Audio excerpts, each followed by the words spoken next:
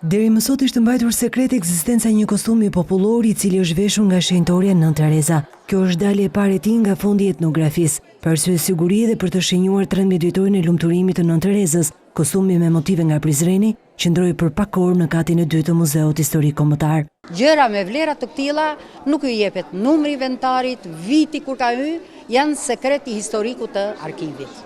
I përbër nga këmisha e mëndafsh, qeleku i qëndisur, shalli dhe dimitet, ky kostum që i përket familjes së Nën Terezës mendohet se është veshur nga bamirësia shqiptare në moshën 16-17 vjeçare. Ai përfundoi në fondin e Institutit të Antropologjisë Kulturore dhe Studimit të Arteve nga bashkëshorti Sopranës Marie Kraja. Për të ndihmuar financiarisht familjen e Nën Terezës gjatë qëndrimit në Tiranë, ai ia shiti fondi të trashëgimisë kulturore. Etnografja Afërdita Unuzi është njohur me ekzistencën e tij në fillim të vitit 1991.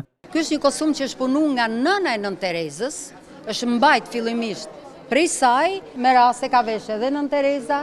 Kur mundësinë për ta parë nga afër këtë kostum e patëm pak veta, pasi u ekspozua vetëm për 6 orë. Afërdita Unuzi nuk di të thotë kur do të jetë hera tjetër. Kur të kemi një vend nderi që të ketë siguri më shumë, ruajtje më shumë, mund ta nxjerrim her pas here.